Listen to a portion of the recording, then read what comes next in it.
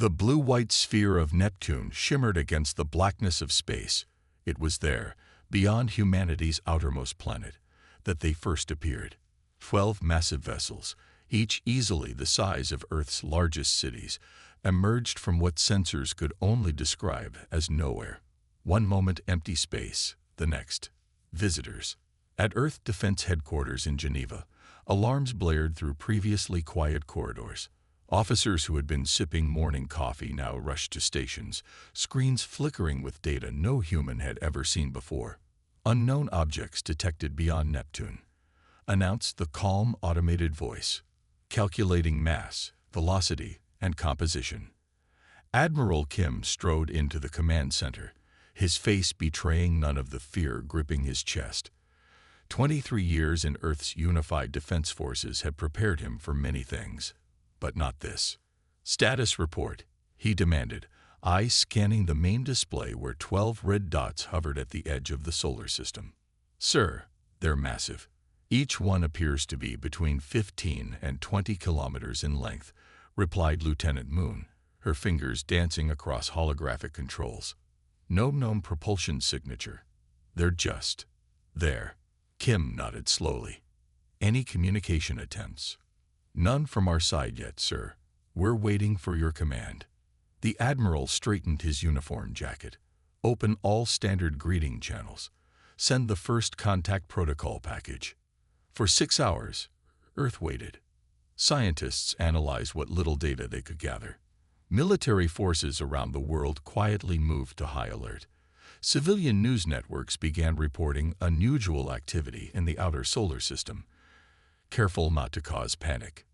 Then it came. Every screen on Earth, personal devices, public displays, military terminals, flickered simultaneously. The image that appeared showed a creature with 6 eyes arranged in a circle around what might have been a mouth. Its skin gleamed like polished metal. People of Earth, began the translation, appearing as text below the alien face. We are the Marak. Your world has been selected for integration. Surrender your planet and resources within 48 Earth hours. Resistance will result in planetary sterilization. The message repeated once, then all screens returned to normal. Within minutes, chaos erupted worldwide. Stock markets crashed. Religious leaders called for prayer. Military forces moved from alert to active deployment. The first riots broke out in major cities as people rushed to gather supplies or flee to rural areas. In the Defense Council's emergency session, 24 representatives from Earth's unified regions argued bitterly about the response. We must show strength, insisted General Park, pounding his fist on the table. Ready our nuclear arsenal. Against ships that size. That appeared from nowhere, countered Ambassador Jai. It would be like throwing stones at mountains. Admiral Kim sat quietly, reviewing the message again and again on his tablet. Something about it bothered him. Something fundamental. When Dr. Park entered the council chamber, few noticed at first. The quiet astrophysicist from the Korean Peninsula Science Institute rarely spoke at these meetings. Today, she carried a small data drive and wore an expression of intense concentration. Admiral, she said, approaching Kim directly rather than waiting to be recognized by the council chair. I need to show you something. On her drive was an analysis of the alien transmission, not just the words, but the mathematical principles behind their communication. They're using basic universal constants as a foundation for their language, she explained. But look here. She pointed to a pattern in the data. Their understanding of these principles is different. Not wrong, but approaching from a completely different perspective. Kim studied the analysis. What are you suggesting, Doctor? That we might communicate with them in a way they don't expect. Not with weapons or surrender terms, but through shared universal principles expressed through human creativity. Mathematics, music, art, these things transcend language. The council fell silent as Dr. Park outlined her impossible plan. Instead of responding with fear or aggression, humanity would respond with its greatest achievements, encoded in a way the alien systems would understand but their mindset might not anticipate. They expect either surrender or primitive defiance, Dr. Park explained. What if we give them neither? Admiral Kim stood slowly. Around him, the world's leaders argued about missile deployments and evacuation plans. Outside, people prepared for the end of the world. 48 hours, he said finally. We have 48 hours to craft a message unlike any in human history. He turned to Dr. Park. I'm giving you full authority. Whatever you need. As they left the council chamber, Kim looked up at the sky. Somewhere beyond the blue, visitors waited for humanity's answer. They would get one, but not the one they expected. Director Lee sat alone in the darkened analysis center, surrounded by hovering holographic symbols. For 18 straight hours, she had been studying the Merak transmission, breaking it apart into its smallest components. Her eyes burned from exhaustion, but something kept her from leaving, a pattern hiding just beneath the surface of the alien message. There's something here, she whispered to herself. Something they didn't mean to show us. The door slid open. Admiral Kim entered with 2 steaming cups of coffee. You should rest, he said, placing 1 cup beside her. Lee shook her head, pointing to a cluster of symbols. Look at this. Their language uses mathematical principles as foundation, but the structure reveals more than just their words. Kim leaned closer. What do you mean? The way they organize information tells us how they think. She manipulated the hologram, highlighting certain patterns. They repeat hierarchical structures constantly. Everything flows from top to bottom. No lateral connections. Kim sipped his coffee. And that helps us how? It suggests they can't conceptualize certain types of relationships. Their thinking is strictly vertical, commanders and subordinates. No collaboration between equals. The Admiral's eyes widened slightly, a cultural blind spot. Exactly. Lee stood, stretching her stiff muscles. And there's more. I've been cross-referencing their communication with astronomical data. The positions they visited match 7 star systems where we detected unusual radiation surges over the past 30 years. Other worlds they've encountered. Conquered, more likely. Lee brought up a star map, highlighting 7 systems forming a clear path toward Earth. Based on timing and distance, they'd been methodically moving through this sector of the galaxy. 1 civilization every few years. At the Central Government Plaza, the World Security Council had been in continuous session since the Merak arrival. Voices grew louder as fatigue and fear frayed nerves. We cannot fight them, shouted the European delegate. Their technology is centuries beyond ours. So we just give up. Hand over our planet, countered the African representative. The debate swirled endlessly while military officials presented simulations showing the futility of conventional defense.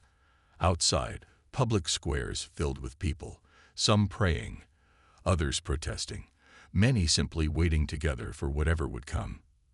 In a small building away from the government centers, Professor Han had converted a university lecture hall into a war room of a different kind. But instead of military officers, he had assembled an unusual collection of minds. A poet, a composer, a mathematician, a child psychologist, and a game designer walk into a bar. He joked as they gathered around a large table. Except the bar is Earth, and the punchline determines our survival.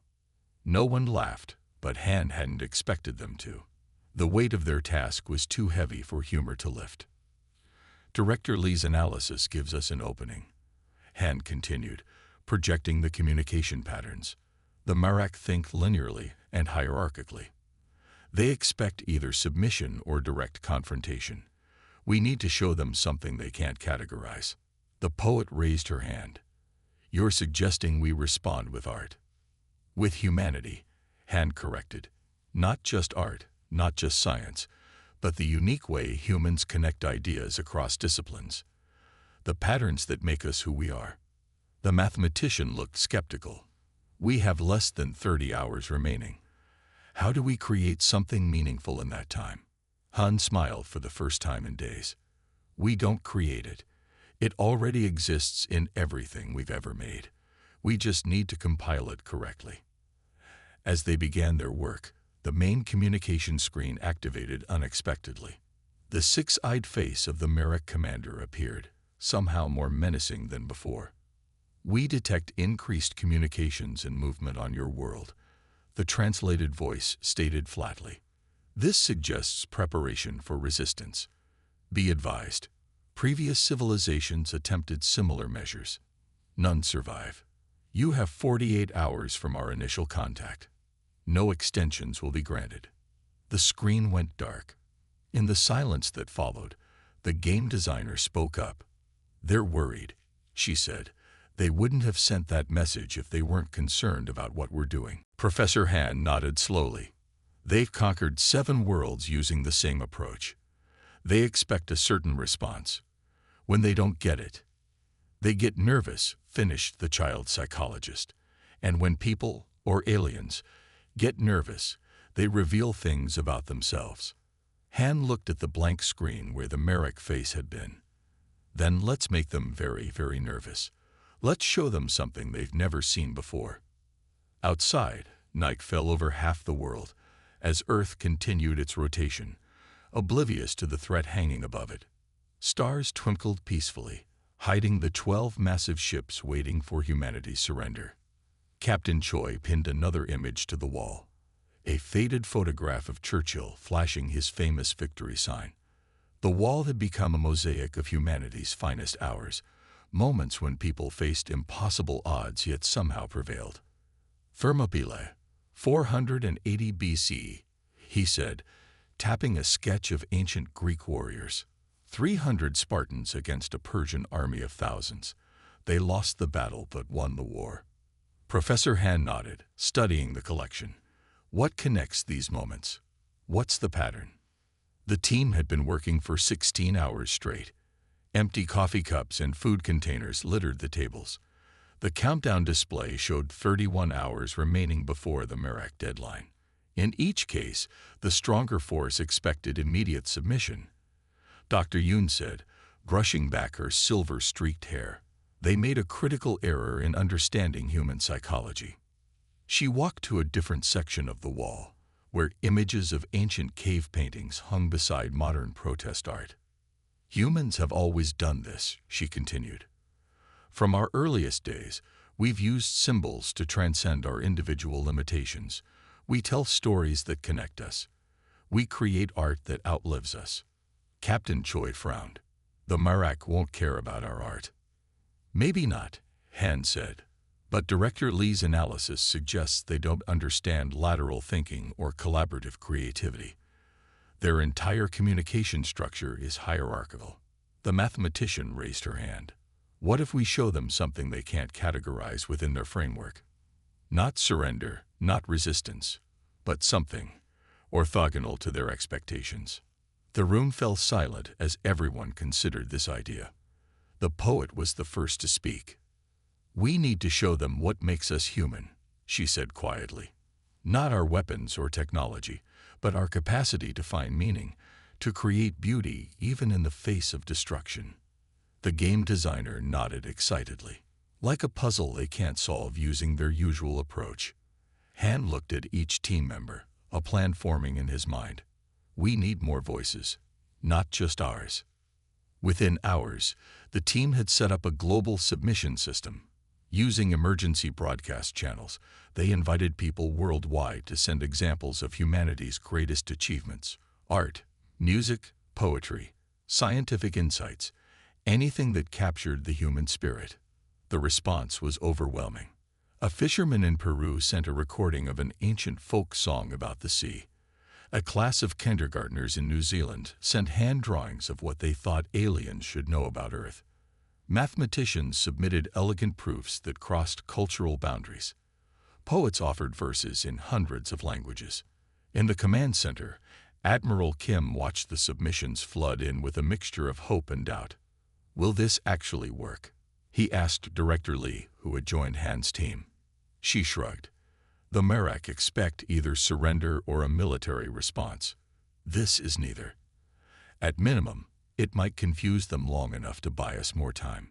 Back in the makeshift cultural lab, Dr. Yoon sorted through submissions with her team.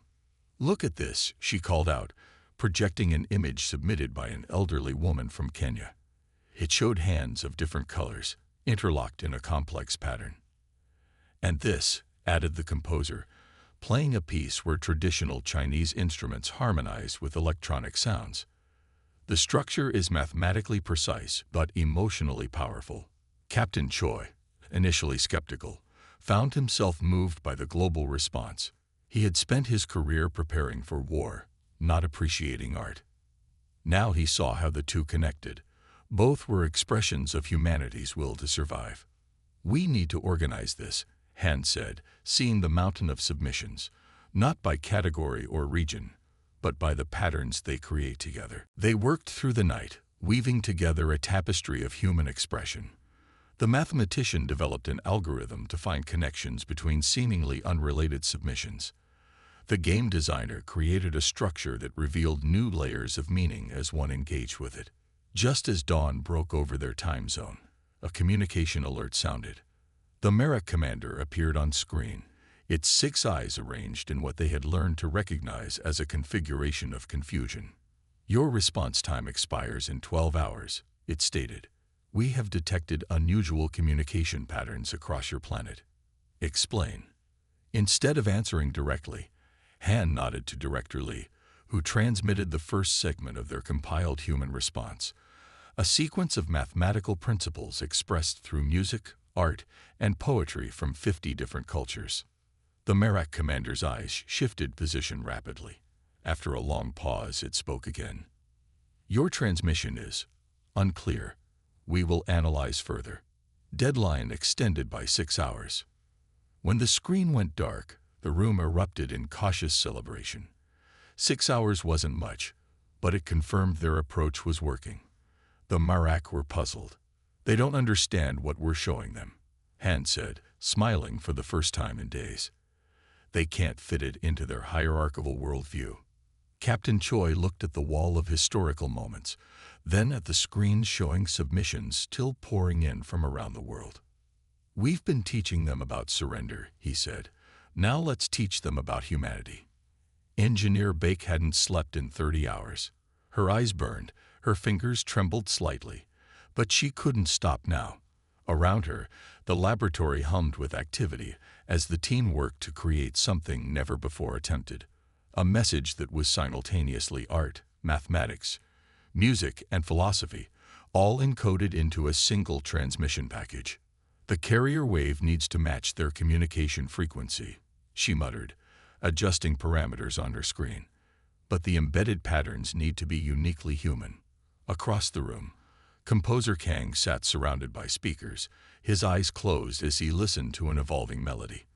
The music sounded strange, beautiful, but with unexpected shifts in rhythm and harmony that seemed almost random. "Those passages again," he called out to Bake. "Send them through the analyzer." Bake nodded, running the musical sequence through their simulation. The results appeared on her screen. When translated into mathematical patterns, the music created interference waves that matched the cadence of Merak communications. "It's working," she said, excitement overcoming her exhaustion. "Your composition naturally disrupts their transmission structure." Professor Han entered the lab, followed by Admiral Kim and Director Lee. Their faces showed the strain of the past 2 days, but also a cautious hope. "We have 18 hours left," Han announced. "How close are we?" Bake gestured to the main display, where a complex visualization showed their message taking shape. "The framework is established. We've integrated contributions from over 4 million people worldwide. The mathematical principles are universal," added the team mathematician, "but the expressions are uniquely human, collaborative, cross-disciplinary, lateral." Han nodded approvingly. "And the delivery system?" Bake stood, stretching her stiff muscles. "That's where it gets interesting." She led them to a sealed chamber at the back of the lab. Inside, behind thick glass, sat a small device, a piece of technology recovered from a Merak probe that had briefly entered Earth's atmosphere before their main fleet arrived. "We've been testing our message components on it," she explained. "The results were unexpected. She entered a command and a portion of their message. A sequence combining children's artwork with prime number relationships was transmitted to the alien device. For several seconds, nothing happened. Then the device began to glow. Its surface, previously smooth and metallic, rippled like water. Suddenly, it projected a holographic image, not in the six-fold symmetry of Merak displays, but a perfect reproduction of one of the children's drawings. It reconfigured itself, Bach said, watching their visitors' amazed expressions. Their technology is adaptive, meant to process information according to Merak patterns. But when we feed it our patterns, it adapts to us instead. Director Lee finished, eyes wide with understanding. Admiral Kim stepped closer to the glass. Are you saying our message could affect their ship systems? Not disable them, Blake cautioned. But yes, potentially disrupt their normal operation. Their technology seems designed to seek patterns and adapt to them. Our message contains patterns they've never encountered. Composer Kang joined them, still holding his tablet of musical notations. We're not just sending them information, he explained. We're sending them a new way of processing information. Collaborative instead of hierarchical. Creative instead of rigid. Han turned to Admiral Kim. This is why the Merak commander seemed confused by our initial test transmission. Their systems are trying to categorize what we're sending, but they can't fit it into their existing framework. Can we amplify this effect? Kim asked. Blake nodded. That's what we've been working on.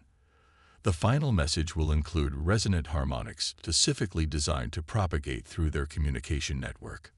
Back at the main workstation, the team gathered to review the components of their message. On screen after screen, humanity's contributions flowed together. Ancient philosophical texts alongside modern scientific principles. Children's songs meshing with complex mathematical formulas. Art from every culture woven into a tapestry of human experience. Each piece alone might seem simple to them, explained the poet. But the connections between them, the way they inform and transform each other, that's what makes this uniquely human. As they watched, the system continued integrating new submissions. A painting from Brazil connected mathematically with a folk song from Russia. A physics equation mirrored the rhythm of a Kenyan dance. How do we know this will work? Admiral Kim asked quietly. Han looked at the countdown timer. 17 hours remaining. We don't, but we know what doesn't work. 7 other worlds tried conventional responses, either surrender or military resistance. We're trying something new. Engineer Bake turned from her console with a determined expression. It's ready for full system testing. The team gathered around as she initiated the sequence. The complete message, humanity's answer to the Merak ultimatum, flowed through their systems, a symphony of human thought and expression unified into a single transmission. In the sealed chamber, the alien device began to pulse with light. Its surface flowed and shifted, no longer trying to maintain its original form. Instead, it reconfigured itself into an unexpected shape, a perfect sphere, its surface displaying a rotating mosaic of human faces from around the world, each one dissolving into the next. It's beautiful, whispered Director Lee. It's ready, said Engineer Bake. We can transmit whenever we're prepared. Admiral Kim looked at the transformed alien device, then at the faces of the exhausted team who had created this impossible message. Prepare the global transmission network, he ordered. It's time to deliver humanity's answer. The room fell silent as Admiral Kim's voice came through the speakers. This is the final authorization. Begin transmission in 3, 2, 1. Transmit. Engineer Bake pressed the activation control. Across her display, indicators turned green as transmission stations around the world came online simultaneously. From the poles to the equator, from tiny island outposts to continental arrays, humanity spoke with one voice, sending not words of surrender, but something far more powerful. Transmission active, she confirmed. All stations reporting nominal output. On the main screen, they watched as humanity's message, a complex weave of mathematics, Music, art, and philosophy streamed toward the Merrick fleet. For several minutes, nothing happened. The alien ships remained in their perfect hexagonal formation beyond the orbit of Mars. Did it work? Someone whispered. Director Lee kept her eyes fixed on the sensor data. Wait for it. The transmission takes time to reach them, and more time to propagate through their systems. Another minute passed in tense silence. Then, a flicker of movement. One of their smaller vessels is changing position, reported the sensor operator. It's breaking formation. More movement followed. The perfect hexagon began to distort as ships shifted position seemingly at random. Some drifted closer together, others farther apart. Their communication patterns are changing, Director Lee said, pointing to the signal analysis. Look at the frequency shifts. Their normal coordination signals are breaking down. In Earth's orbital defense zone, Major Song sat in the cockpit of her advanced interceptor. She had been ordered to maintain position, observing but not engaging unless directly authorized. Through her viewport, she could see the distant flares of the Merrick ships as their engines fired in apparently confused patterns. Command, this is Eagle Leader, she reported. Target vessels displaying erratic behavior. Request permission to approach for closer observation. Admiral Kim's voice came through her helmet. Proceed with caution, Eagle Leader. Maintain sensor lock, but do not engage. Take your squadron to observation point Bravo. Copy that, Song replied, signaling her 5 wingmates to follow. The sleek interceptors accelerated, moving closer to the alien armada, while staying beyond what they believed was weapons range. Song's tactical display showed the continuing deterioration of the Merrick formation. At transmission headquarters, the team watched with growing excitement as the effects spread throughout the alien fleet. Look at the flagship, Professor Han pointed. The massive central vessel was now surrounded by a visible energy field that flickered with changing colors, patterns that matched the rhythmic structure of Composer Kang's musical contributions to the message. Their systems are trying to process our transmission, Engineer Bake explained. But they can't categorize it within their framework, so they're adapting to it instead. Across Earth, people gathered around screens showing the distant alien fleet. What had begun as a day of dread was transforming into something else.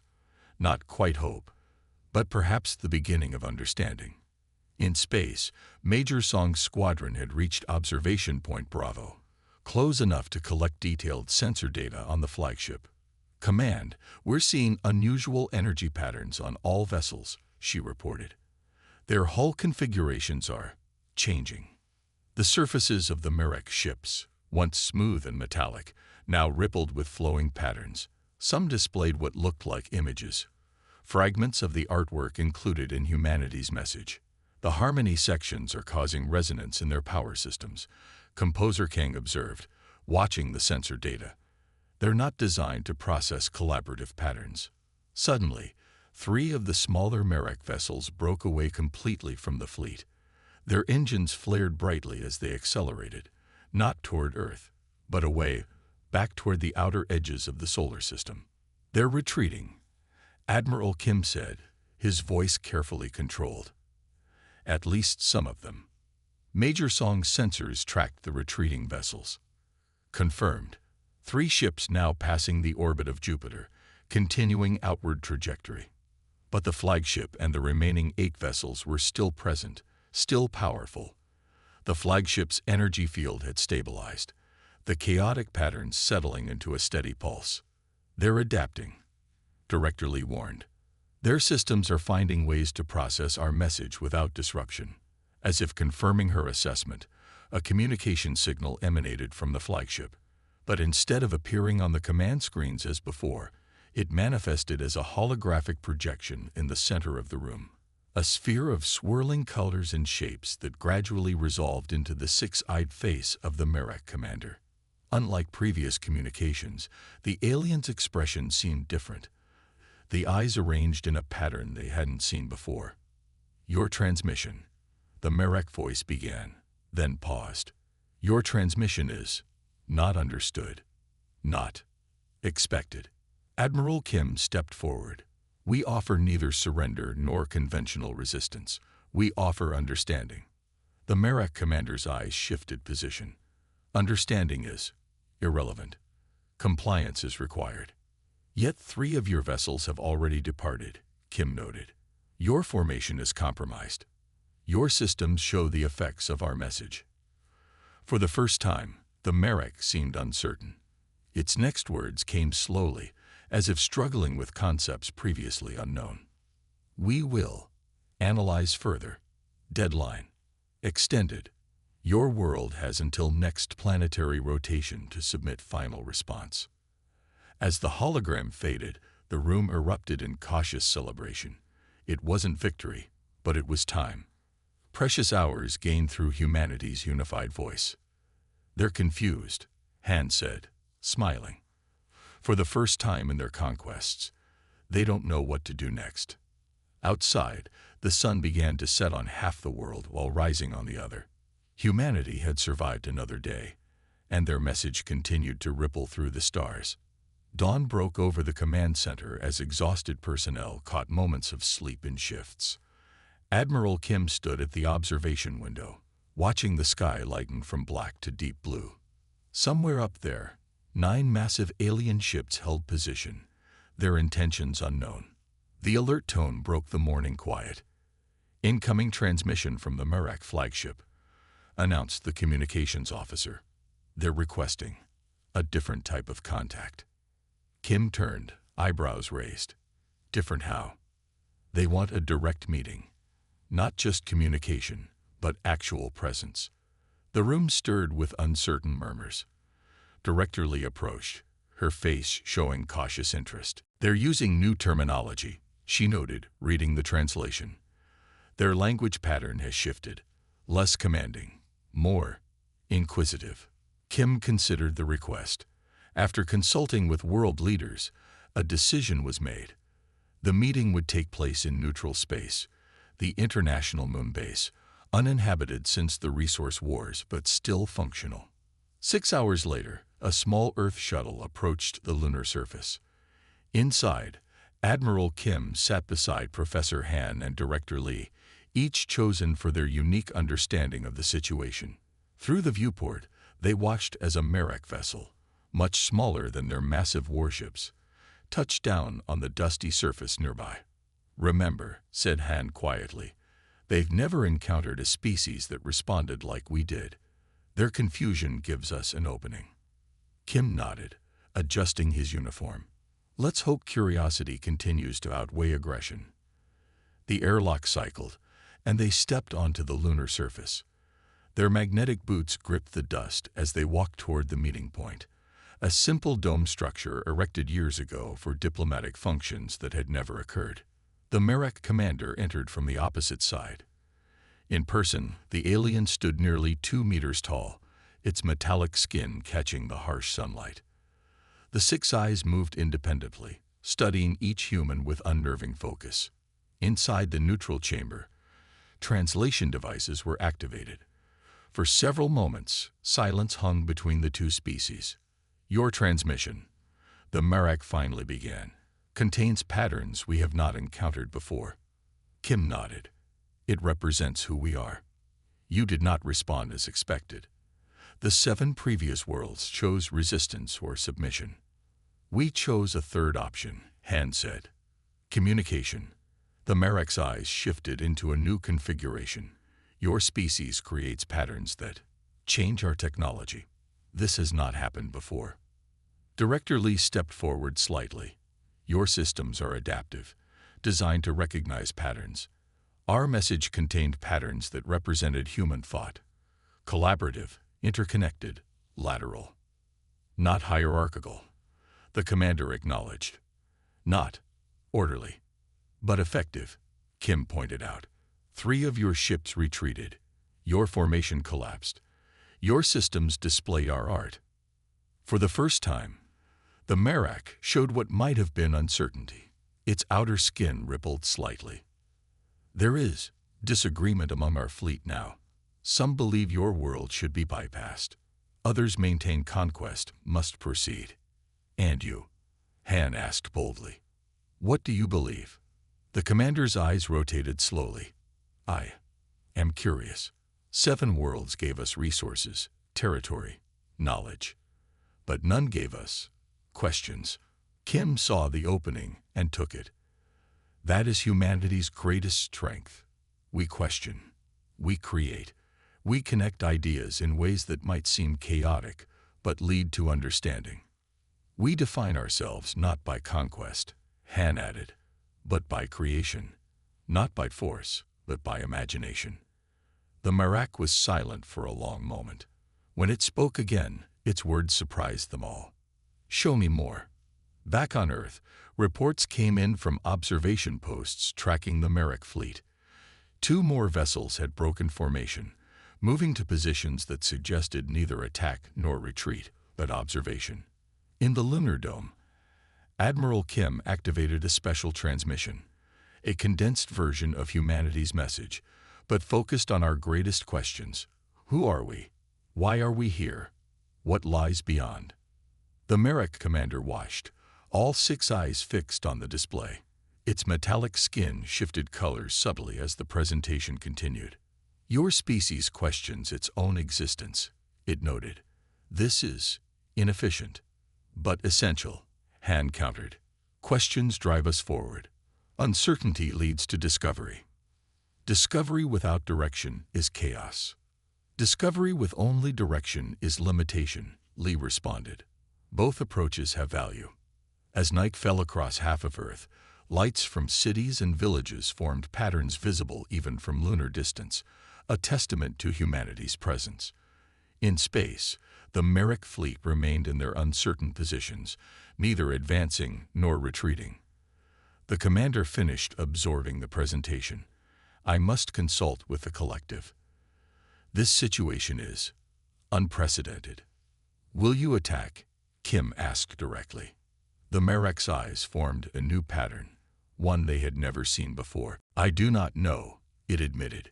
Your response has created new variables. The collective must assess. As they prepared to return to their respective vessels, the commander paused at the airlock. Your message spoke of something we have not encountered before. Freedom.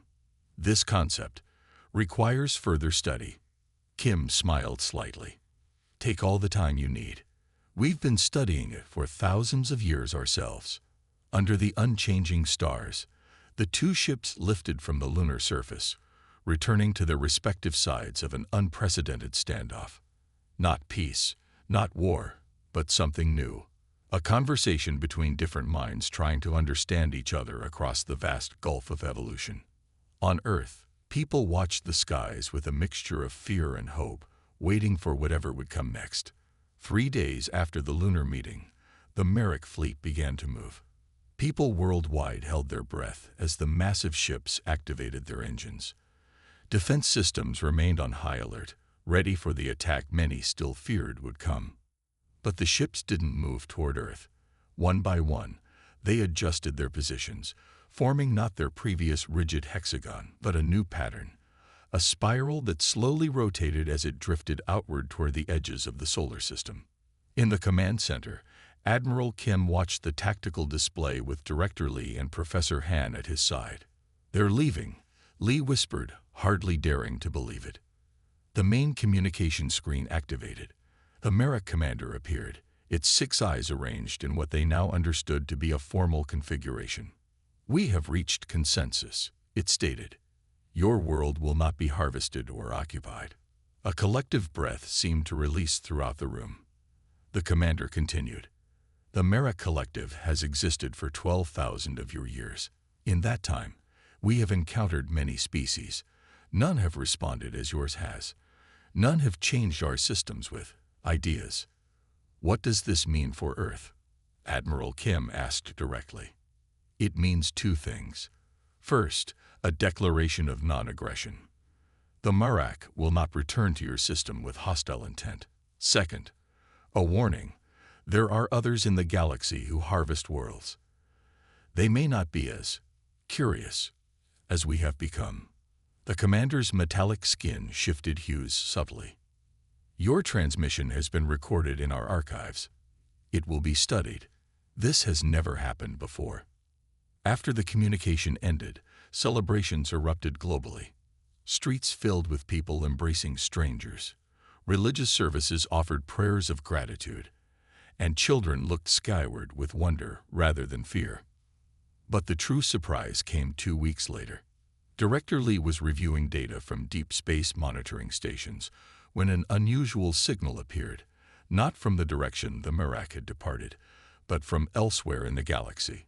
The translation took hours to process, but when it finally appeared on screen, Lee immediately called for Admiral Kim. "This can't be real," she said, pointing to the message. The communication was simple.